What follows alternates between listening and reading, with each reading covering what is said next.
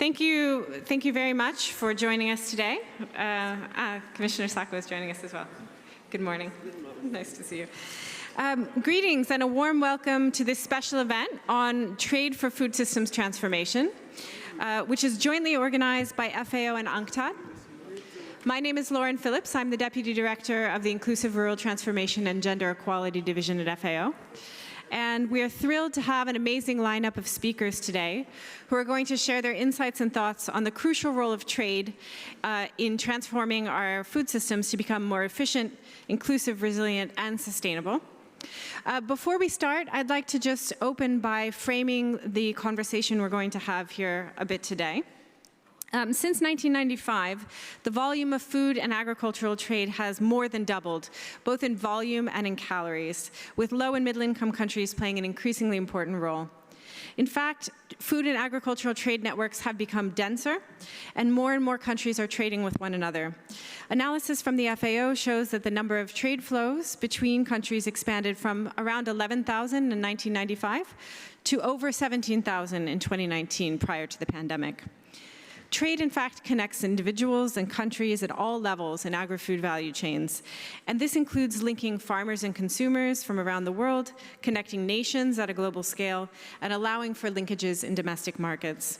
And therefore, food and agricultural trade links our food systems and plays a crucial role in providing sufficient, safe, and nutritious food year-round, and also helps to generate jobs and income for farmers, workers, and traders in the agri-food system. However, though trade has all of these benefits, it can also have negative impacts on the health of people and on the environment.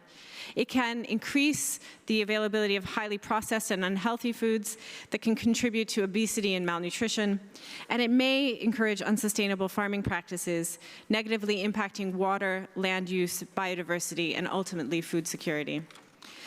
Given its importance, trade is therefore recognized as one of the key means of implementation for the 2030 Agenda and the Sustainable Development Goals, with specific targets under SDG 2 on zero hunger. And while food and agricultural trade has expanded rapidly in the last decades, progress towards SDG 2, as we know, has stagnated, and we're far from reaching the zero hunger target.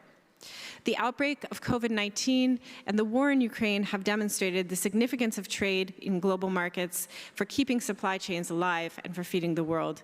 And so the primary objective of this session is to discuss the role of trade and how it can be maximized in order to achieve food system transformation that we want while avoiding the externalities that I mentioned. With these words, I would like to welcome our distinguished panelists and thank you all for joining us. I'm first going to pass the floor to our first speaker and co-organizer, Ms. Miho Shitori, who's the Acting Director of the Division on International Trade and Commodities at UNCTAD, and who will speak on behalf of the Secretary General of UNCTAD, Ms. Rebecca Greenspan. Miho, you have the floor. Thank you very much. Excellencies, distinguished delegates, ladies and gentlemen. Ever since humanity flourished on this planet, food security has been a constant human pursuit. But despite the thousands of years of experience in this pursuit, today, millions of people, including boys and girls and babies, go to bed hungry. And in the wake of the cascading crisis the world is facing, the number of people who live in hunger is going up instead of down. The solution to this problem has many angles, and the one I'd like to address today is the trade angle, because trade plays a crucial role for food security. Allow me to highlight some of the trade-related channels that have affected food prices. Export restrictions. Export restrictions on food and fertilizers distort global supply and demand, leading to less food availability and higher prices. Many countries, developed or developing, imposed export restriction measures in relation to the COVID-19 pandemic and, more recently, to insulate domestic food prices from rising world prices due to the war in Ukraine. According to the Global Trade Alert Essential Goods Initiative monitoring, 410 export restriction measures, including export taxes, quotas, licenses, and export bans on food and fertilizers have been put in force since January 2020, and over half of them have been implemented since the start of the war in Ukraine. Depreciation of national currencies is another challenge faced by many developing countries, as it makes imports of food and fertilizers more expensive. So even when international food prices come down, domestic food prices in many parts of the world have continued to go up, if not remain at high level, because their currencies depreciated against the world major currencies. Transport costs have also been a major factor. When supplies have to be sourced from farther away from before, for example, if Egypt need to buy grains from the United States or Brazil, not from Ukraine, these longer distances require more ships. And with surging global demand for ships and higher energy prices, charter costs have gone up. During the pandemic, for instance, shipping rates increased between 7 to 14-fold in different markets. And according to our research, about half of the increase in grain prices in early 2022 was due to a higher transport cost. As always, impacts are uneven across countries. Small island developing states, like Fiji, are often hardest hit when transport costs increase because their import-related transport expenditures are 2 to 3 times higher than the world average. So far, I have focused on the challenges. Let me now focus on potential solutions to boost resilient food trade systems. First, food supply chains and the underlying transport and logistic networks can be redesigned with sustainability and resilience at their core. Port reforms, customs modernization, and customs digitalization can make important contributions to reducing operational costs of food and fertilizer trade. And we at UNCTAD have supported many countries on that front. Second, international trade facilitation initiatives are crucial. For instance, the Black Sea Initiative and the Memorandum of Understanding with the Russian Federation signed in Istanbul in July 2022 had enabled the export of more than 32 million tons of grains and foodstuff from Ukraine and the Russian Federation to the world. 57% of such exports have gone to developing countries.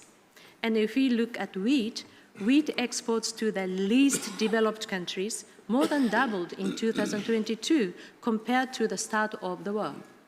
So these Istanbul agreements have been critical to reduce global price volatility of grains. And in fact, the market reaction in the past several days, with an increase of wheat price by some 3% or so, confirms how the Black Sea Initiative as an international cooperation had helped the world with increased predictability to the prospect of the global grains market. UNCTAD is deeply committed to strengthening international agri-food systems on different fronts. We have supported the action through timely data and analysis of market conditions surrounding the trade of food and fertilizers. We offer a platform for dialogue, and we run programs for enhancing the resilience of ports and customs administration. Excellencies, distinguished delegates, ladies and gentlemen, there is no development without food security. There is no food security for all without sound agricultural trading systems.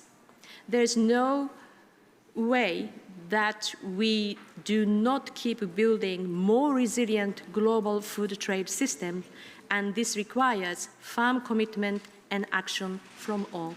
Thank you very much.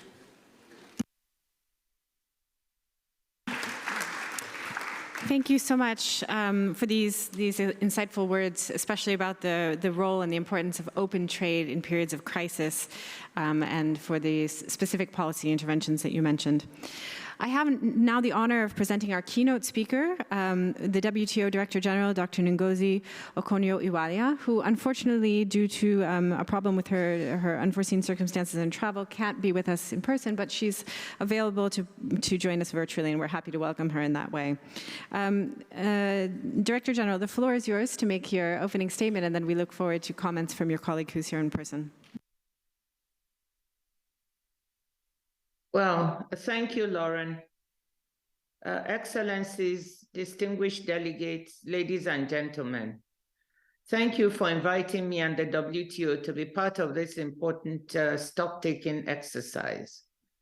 As Lauren said, I was supposed to be there with you in person, but due to some unexpected exigencies with our General Council meeting here in Geneva, I was not able to come in person. So thanks for being so gracious as to allow me to join you virtually. My message to you today is straightforward. We cannot solve the food systems problems we face without trade. We cannot achieve the food systems transformation we need without reforming trade policy.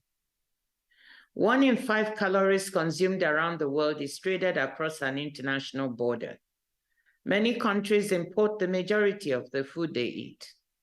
Open and predictable trade is an indispensable mechanism for people to access affordable food, and it will become even more important as our changing climate alters rainfall patterns, disrupts food systems, and shifts comparative advantages in food production across regions.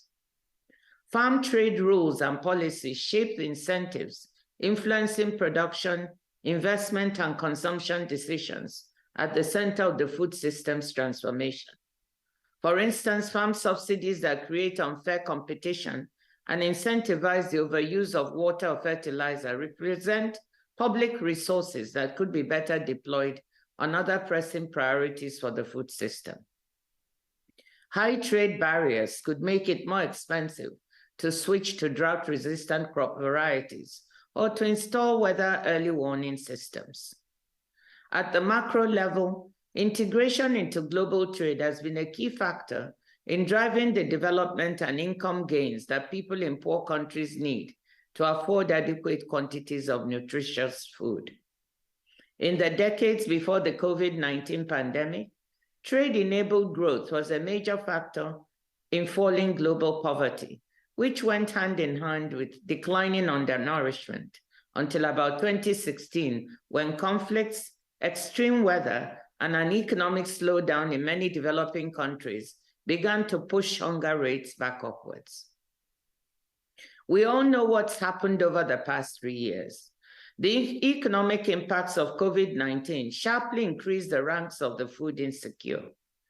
Then, just as the modest economic recovery from the pandemic began to kick in, the war in Ukraine sent food prices to record highs in March 2022.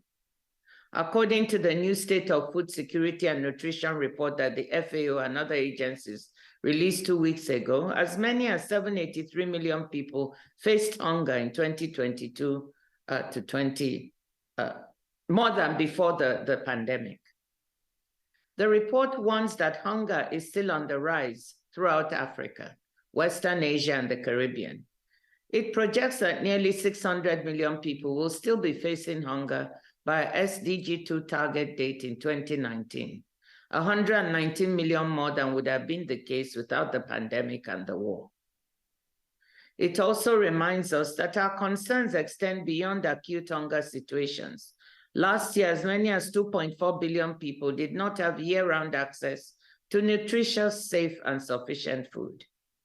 Excellencies, ladies and gentlemen, to respond to the interlinked imperatives of food security, improved nutrition, climate mitigation and adaptation, sustainable land and water management, biodiversity conservation, and rural poverty reduction, we must improve our international markets for food and agriculture function as part of a wider policy reform agenda.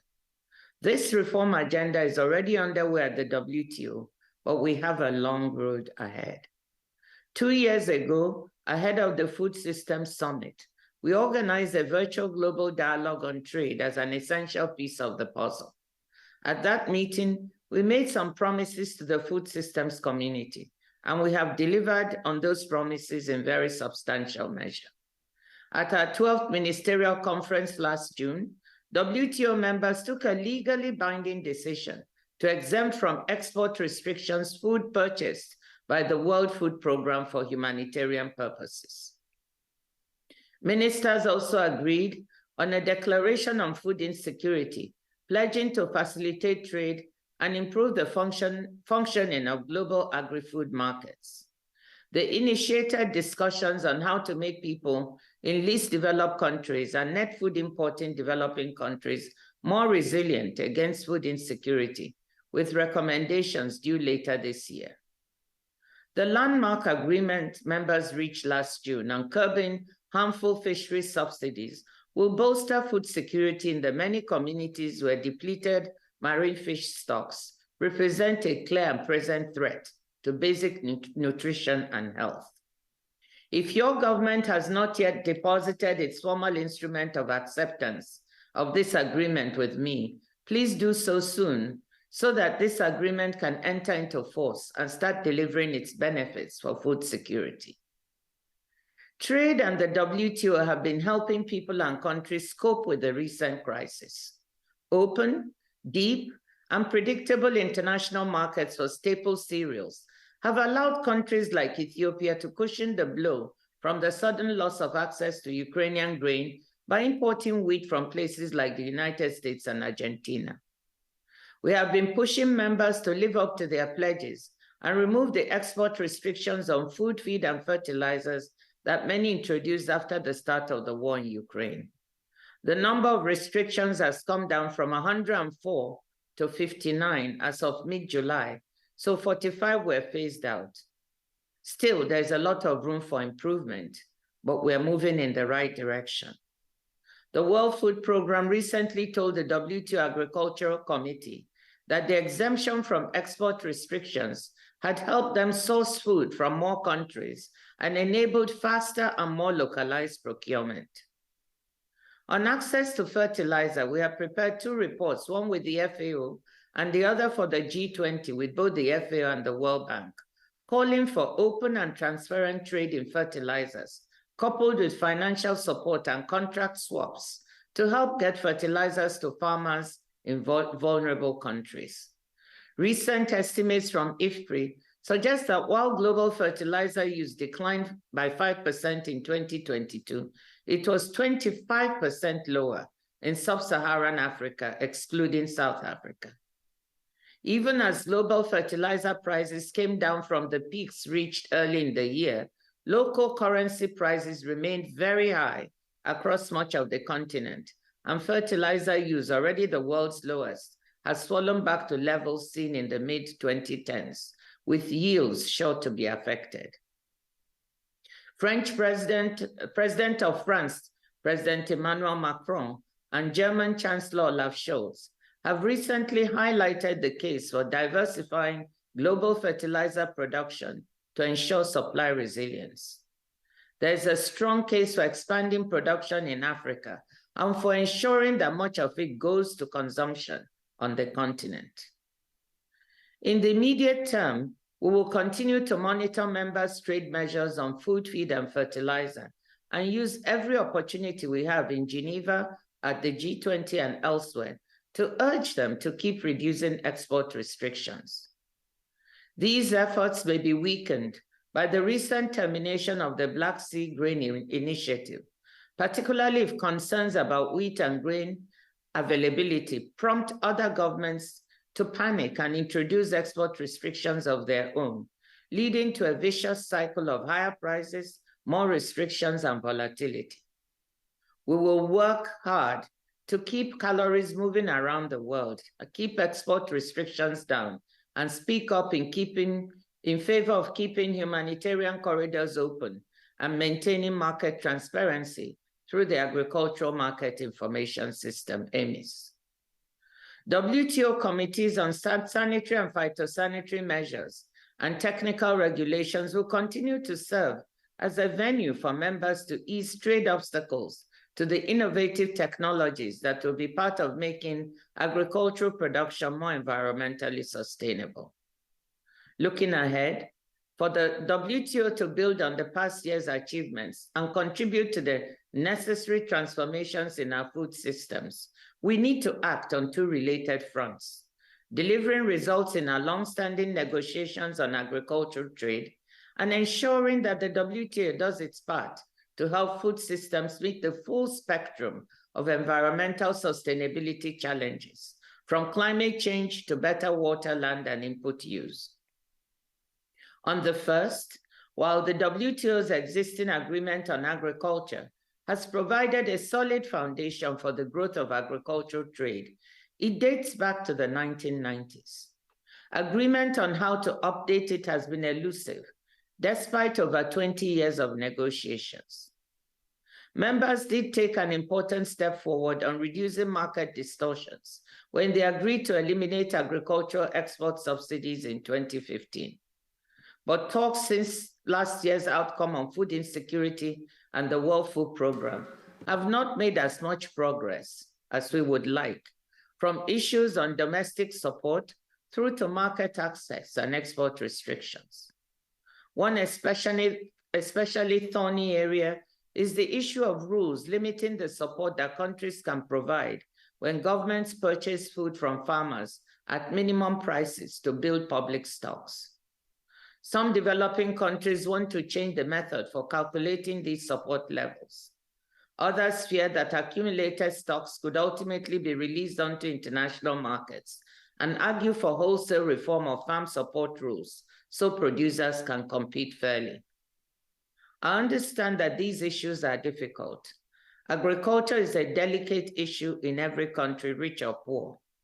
Farmers are important political constituencies, but allowing the status quo to drag on comes with costs.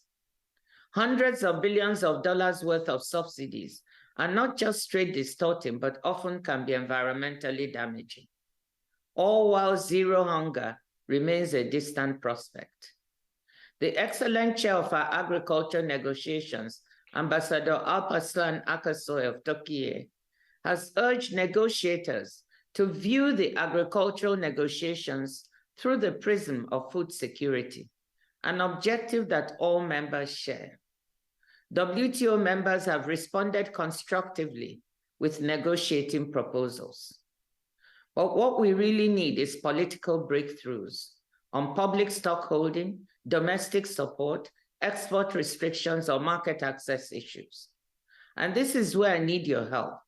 Please talk to your trade colleagues, agriculture ministers. Tell them how critical this is for a more food secure future. Remind them that negotiations at the WTO can help all countries build more sustainable food systems. Urge them to use the meeting of senior officials scheduled for end October this year to show flexibility and lay the groundwork for delivering results on agriculture at our 13th Ministerial Conference next February. If food security is one objective that might help us escape the deadlock in WTO agriculture negotiations, the environmental sustainability imperatives that the global community enshrined in Agenda 2030 offer another new lens through which to view agricultural policy and the opportunities presented by reform. To take one example, water scarcity issues are on my mind a lot these days, since I co-chair the Global Commission on the Economics of Water. According to the Commission's research, the world faces the prospect of a 40% shortfall in freshwater supply by 2030. Agriculture uses 80% of the world's consumed water. However, our existing farm subsidy practices often encourage excessive water consumption. The OECD estimates annual support to producers at over $600 billion per year. To be clear, I'm not saying all subsidies are bad. WTO farm subsidy rules permit many kinds of support, that cause no more than minimal distortion to production and trade, including for environmental purposes. Members could take another look at these rules to ensure they properly incentivize the uptake of green technologies and practices such as precision drip irrigation. Cutting farm support that encourages excessive water use would reduce trade distortions whilst benefiting the environment and public budgets. Shifting resources towards encouraging water conservation is good for farmers, for everyone else, and for the environment. This illustrates the many ways we can leverage agricultural reform at the WTO to support food systems transformation. This logic can be extended further. A World Bank report last month estimates that explicit government expenditures on agriculture, fishing, and fossil fuel subsidies total about $1.25 trillion each year. For the sake of comparison, estimated annual climate financing needs in developing countries other than China total around $2.4 trillion. WTO members have already taken a big step on curbing fisheries subsidies, for which members are to be strongly commended. We can go further on all three fronts and repurpose some of these subsidy resources to meet the world's most pressing challenges. Let me conclude, Excellencies, with three requests. First, remember that trade is a tool in your toolbox to solve food systems problems. Second, please urge your trade colleagues to deliver results in the ongoing WTO agriculture negotiations. And third, let's make full use of the WTO as a tool to transform food systems and help meet the Sustainable Development Goals. I thank you and wish you good luck with the rest of your deliberation.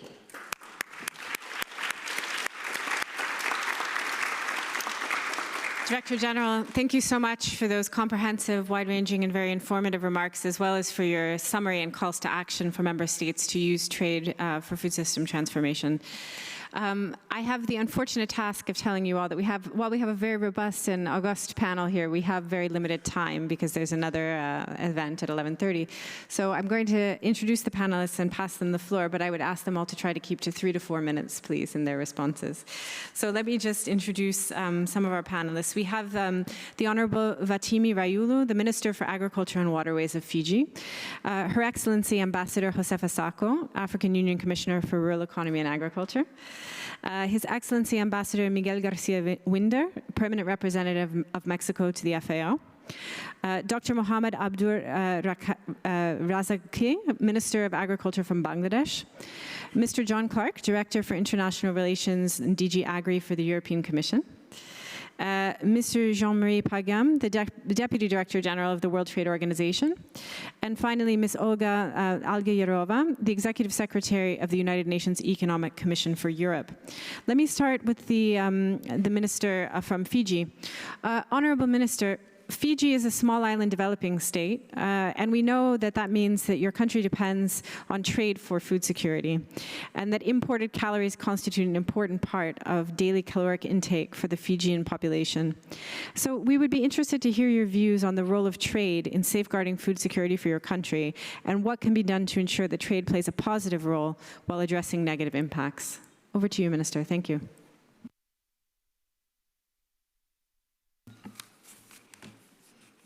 Thank you. The Excellencies, trade has very much transformed Fiji's agri-food systems. We have seen commodities develop from subsistence level production to fully commercialized production, even up to value-adding opportunities.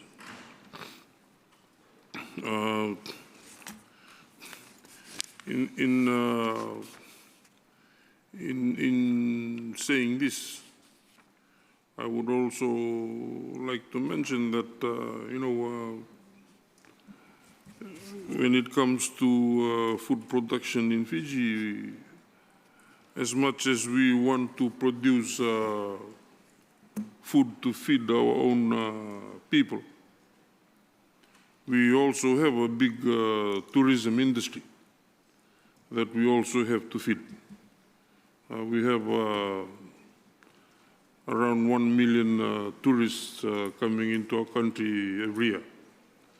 And since after COVID, the numbers have been record-breaking, and it has kept on hiking. And then we are, through our national airline, we are opening up routes which were never there before. So it means an added tourist to the added number of tourists. So on one hand, we have to produce food both for domestic consumption and exports, while on the other hand, we have the tourists also to feed. But having said that, I go back to the fact that that trade has made a big impact in the agri-food system in Fiji. But there are also lots of challenges that come with it. As you know, we are a small island developing state, and every issue that is faced by small island developing states is also faced by Fiji. We have the high transportation costs due to our location. In terms of trying to go into value addition, the cost of technologies and the cost of going into value addition can be quite expensive for us in terms of accessing those technologies. However, there are also opportunities that come from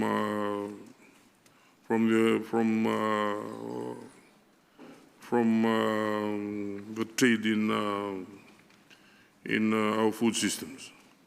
We are looking at increased production over the next 4 to 5 years, where government is going to increase its support through the budget to the Ministry of Agriculture and Fisheries and Forests, which should see increased production, increased exports, and of course the obvious benefits to the economy through increased employment, increased income and livelihood opportunities for our people, and of course food security. Thank you. Thank you very much, Minister, and thank you for highlighting the multiplicity of challenges that the country faces in feeding both the native population and tourism industry. I'm going to pass now to Commissioner Sacco. Commissioner Sacco, Africa has recently unveiled an ambitious program on trade called the African Continental Free Trade Agreement, or AREA, apologies. Can you tell us a little bit about how this program will aid food system transformation and how it will be implemented to ensure that there is a successful food system transformation for Africa? Thank you, Moderator, for giving me the floor. Excellencies, Ministers, and Ambassador present, distinguished delegates, ladies and gentlemen, all protocol observed. The African Union team for 2023 is accelerating the implementation of the IFCFTA. So this is really a priority for us this year in order that this tool should really be operational. The African Continental Free Trade Area, known as IFCFTA, which some have described as a global game changer for Africa, was launched on the 1st of January 2021 as one of the world's largest international free trade area, covering at least 55 countries, states, and a market of 1.4 billion consumers with a combined income of $25 trillion. That's the potential of this African trade area. Agriculture is a major economic sector for Africa, which generates around $100 billion, or 70% of the continental GDP annually. Agriculture remains a critical sector for the continent in terms of employment, food security, as well as some extent exports. Regrettably, our continent, Africa, has been a net importer for basic food products for over 2 decades. It is here that the AfCFTA becomes crucial. Inter-African trade in agriculture and food product will increase between 20% to 30% following the removal of just tariff on goods under the AfCFTA reform. The inter-African trade faces high costs compared with other regions. The AfCFTA represents an opportunity to reduce trade costs by lowering different types of trade barriers among countries and among the region. Finally, the benefit of a transparent free trade area includes the economies of scale and scope flowing from exploiting the full range of agri-foods value chain, including agro-processing, and expand market access and market linkage, connecting smallholder farmers on both small size and larger enterprises in regional value chain within a single market. Thank you.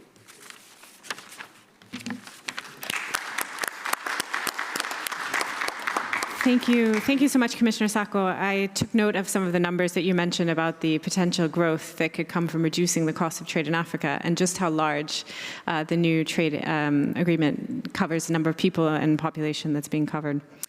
I'm going to pass next to the Ambassador Miguel Garcia-Winder of Mexico. So Mexico is a major exporter of food and agricultural products in the world.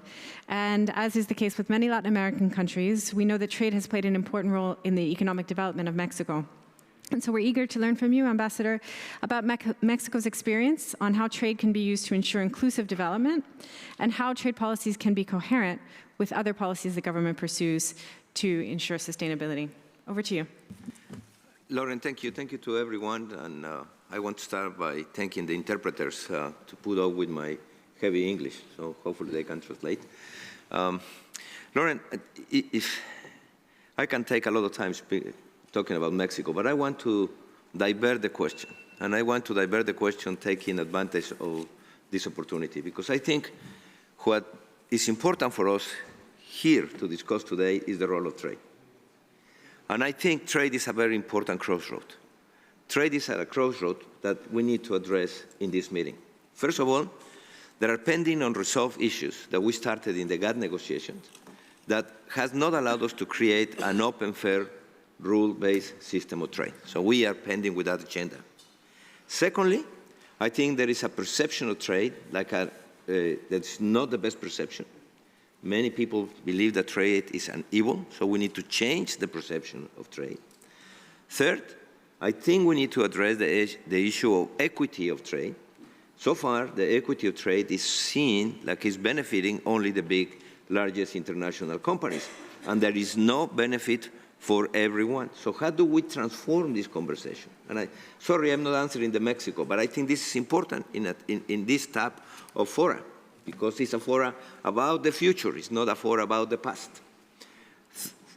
Then we are at a crossroad because trade is facing new issues in which we don't have information. For example, the issue of gender, the child labor, the social components of trade. How all of this is going to be incorporated in the new agenda. And that's what I think we need to discuss. What is the new agenda? And third, and finally, how do we deal with the balance of power?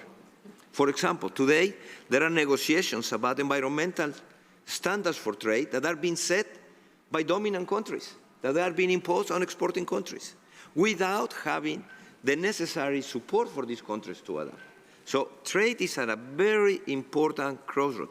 We all here agree that trade is important. But the problem is, what is the future of this trade? How is this trade going to be? And this brings me to my final point, because we have only 2 minutes. And I wonder if we are not seeing in this conversation that we need to see this in a different way. This is my second summit. And we promised in the first summit to start looking at things differently. However, today we have a roundtable on trade. Yesterday we have a roundtable on water. Then we have a roundtable on private sector. Then we have a roundtable on youth. We are acting exactly the same way that we have acted always. We want to keep our silos. So how do we change the way we think in this particular challenge? Because transforming food systems is not only about food security. Food security is at the heart, but it's also about the future of this planet. It's about the future of new generations. So I think in meetings like this, we need to start thinking out of the box.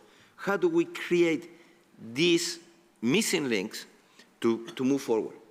So I want to summarize. For Mexico, trade has been very important. We are the 10th largest exporter country in the world. We don't export a lot of commodities. We export very high-value products, including beer. Some of the beer that you're going to have today is Mexican. Obviously, all the tequila. 5 million tons, about 2.5 million tons of avocados, tomatoes. So it has been very important. It has created culture. But we also have not learned how to make the benefits of trade work for all. But my plea to everyone today is we need to think differently. Stop thinking about silos. We need to move forward. And trade needs a new vision. Trade needs to become part of the well-being of people. So those are my 2 cents for today. Thank you. Thank you. Thank you so much for 2 things, I think. First, for talking about inclusivity, which is very important, and making sure that all people are included in trade processes and benefit from them, and also for this call for us to stop thinking in silos and to think about how trade interacts with other things that we're discussing in the summit. Thank you, Ambassador. I'd like to pass to His Excellency, the Honourable Minister from Bangladesh, to provide us some insights into the role of trade in Bangladesh's food system.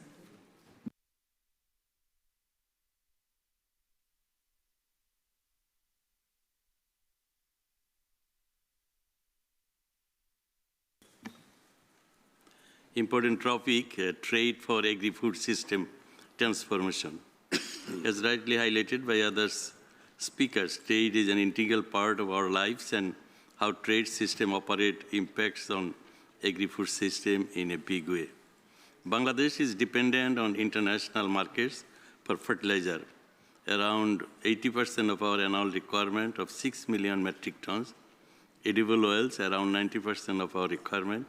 We import maize, soybean, primarily for use as ingredients in animal feed.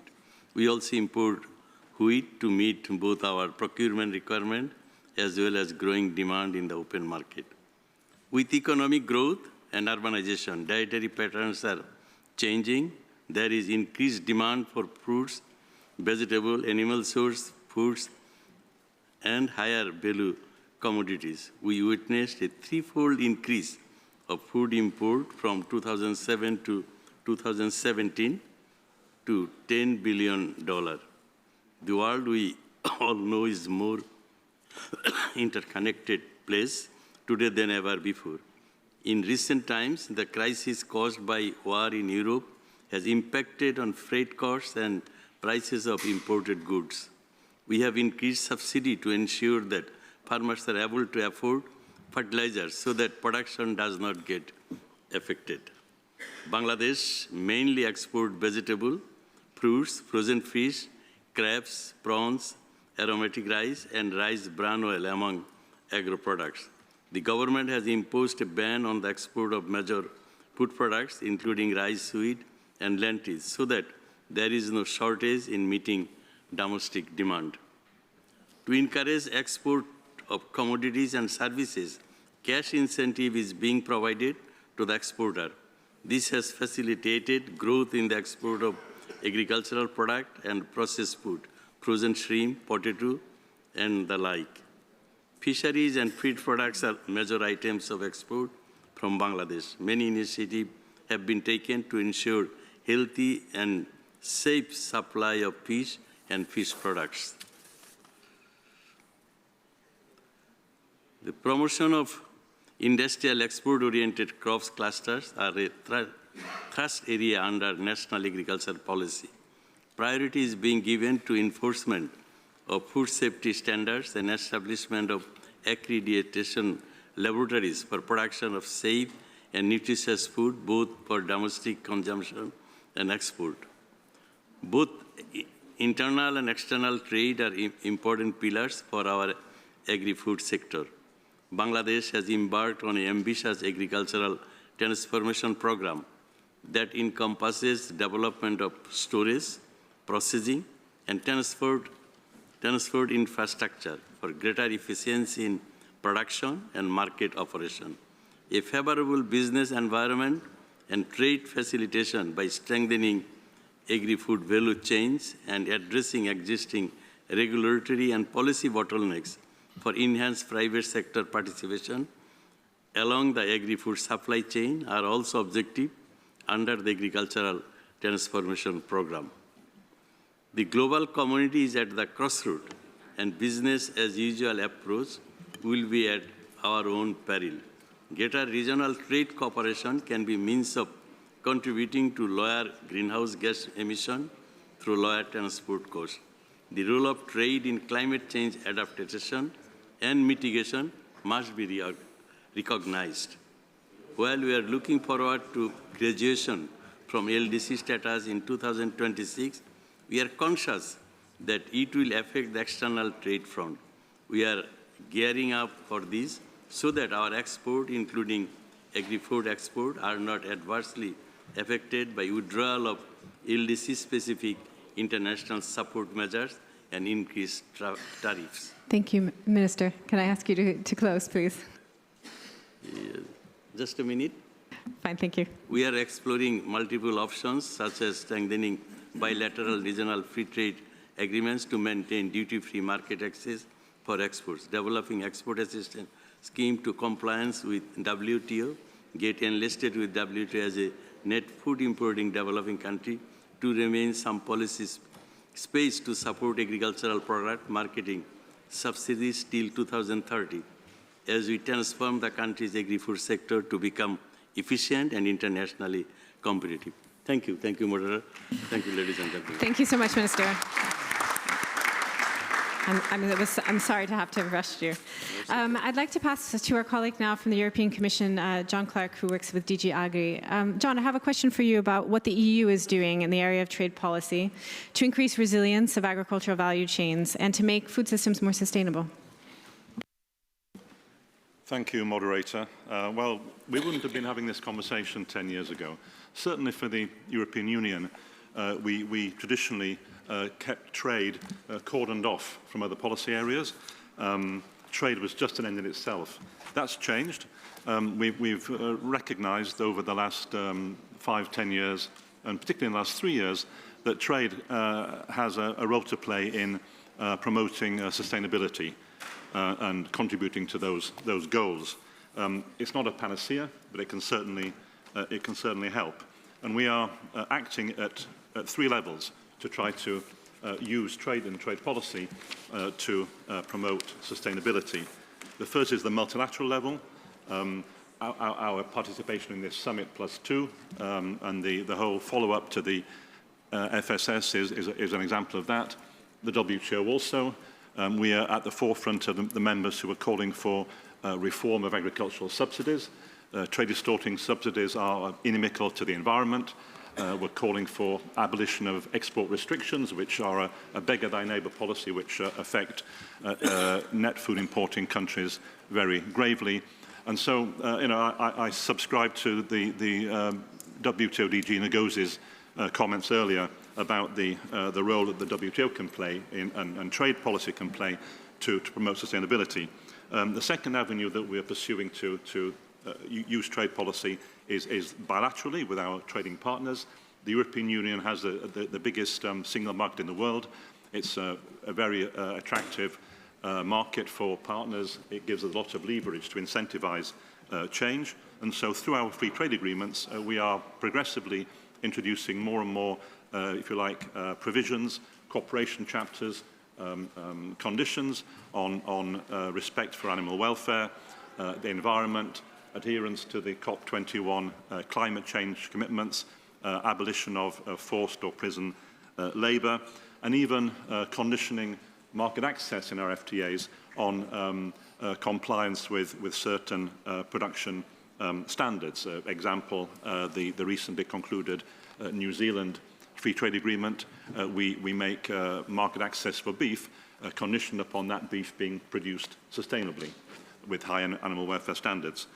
So the bilateral route has proven to be a very fruitful way to use trade policy to promote sustainability in other countries. And the third avenue is, if you like, autonomous measures that the EU has put in place over the last 2 or 3 years, provisions or regulations that will prohibit the putting on our market of products that have been produced through deforestation, a prohibition of products that have been used with forced labour, high animal welfare standards, a new law on sustainable labelling so that European consumers can actually know what is the environmental footprint of what they're buying, and so on and so forth. And last but not least, a new European law on corporate due diligence, requiring all companies above a certain size to ensure that their supply chain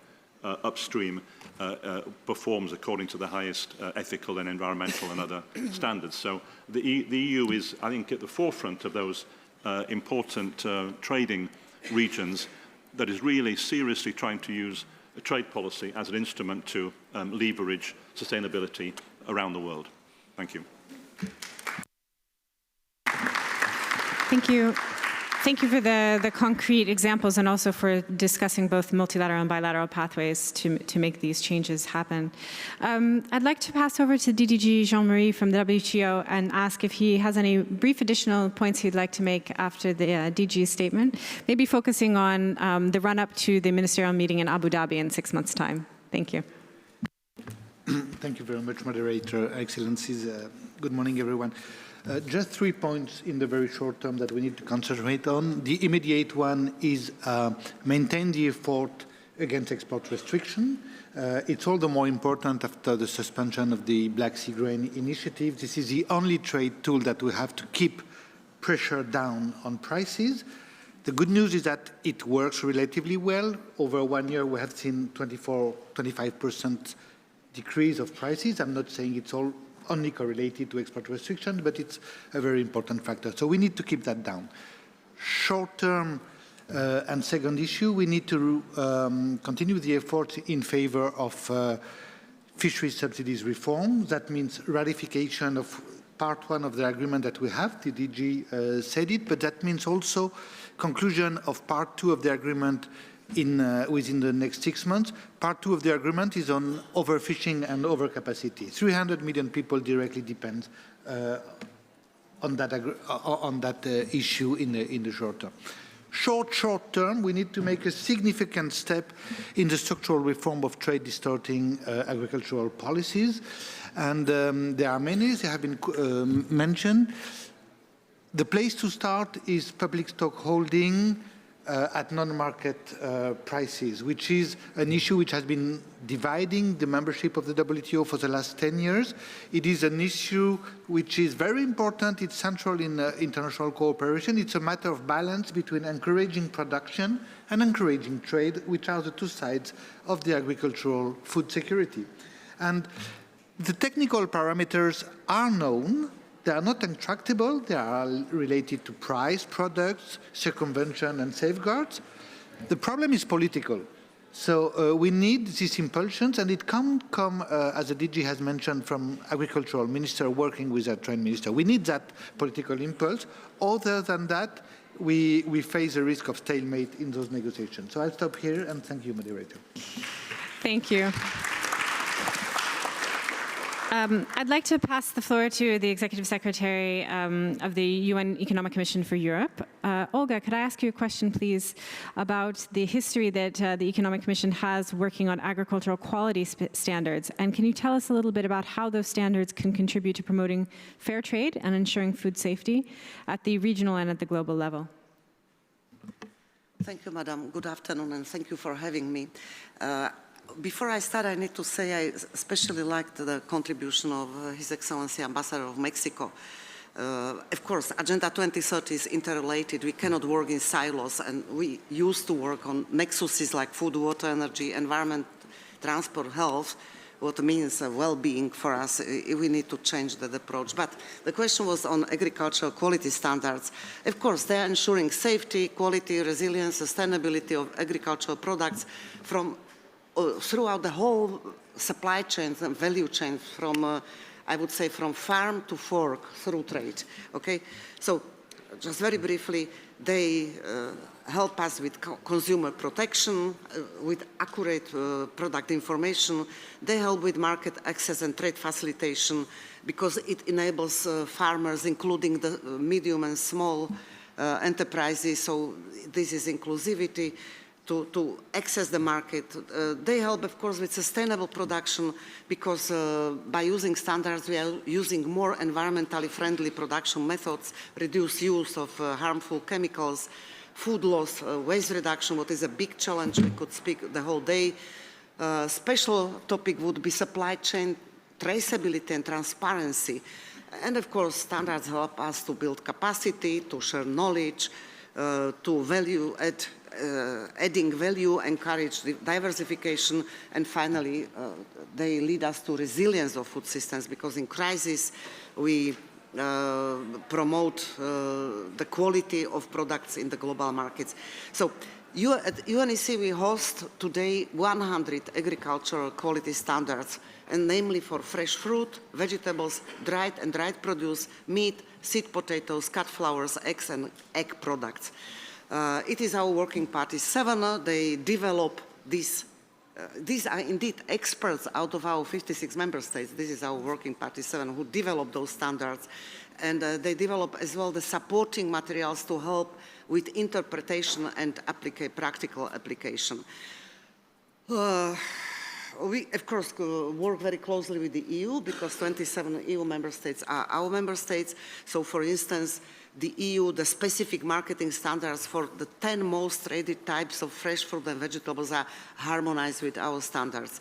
So we have, I bring your attention to the recent UNEC OECD study that explored the trade effects of fresh fruit and vegetable standards on trade. And they researched 39 categories and over 20 years, and they found the enormous positive effect on trade. 2 words on trade facilitation. We have our United Nations Center for Trade Facilitation and Electronic Business, who develops electronic business standards, so many digital tools. My last one, in conclusion, is sustainability pledge. Today it exists, it is about traceability, transparency in supply chains by using the blockchain system. So it is currently developed for tracing and making more transparent supply chains in the garment and footwear sector, but together with the EU, we already identified the possible replication that would include agri-foods such as coffee, cocoa, beef hides. So I invite our member states and also member states beyond to work with us, and we are very happy to support you in the production, capacity building, application, and implementation of our standards. They are beneficial for the trade. Thank you. Thank you so much. And for highlighting some of the innovations like blockchain technology. Dr. Joachim van Bron, who is a professor of economic and technological change at the Center for Development Research at University of Bonn in Germany, is here to provide closing remarks, and I will pass to you. Please. Thank you. Let me reflect with 4 sentences about what has been said by this excellent panel and what has not been said. First, rule-based open trade is ever more essential under climate crisis and for food systems transformation and to achieve SDG 2. There should be no doubt about that. A comprehensive food system lens guided global trade negotiation is called for. The next MC13 of WTO is the opportunity for that and needs to be prepared carefully. Second, investment in trade facilitation and related infrastructure, digitization and capacity is an essential part of financing the food systems transformation. The African Continental Free Trade Agreement, as we heard from the Commissioner, is a key example of that. Third, food trade implicitly trades land and water. This can improve resource efficiency, but trade must not lead to exploitation of nature and people. Therefore, protection of biodiversity and protection of labor rights in food systems need to be jointly considered in rule-based trade. But implementing complementary social and environmental policies are required. We must not try to achieve everything with trade policy. Lastly, fourth, transparency of trade and price formation in extreme situations needs to be watched. Excessive speculation in commodity exchanges and oligopoly risks in grain trading corporations need to be on our watch list and on our regulatory regime list. AMIS can strengthen the watch. Strengthening regulation of financial trading and food commodity across all commodity exchanges is part of an efficient trading system. Thank you. Thank you. Thank you to all our panelists. Thank you for your contributions and this interesting conversation. And thank you all for listening, and we appreciate your time.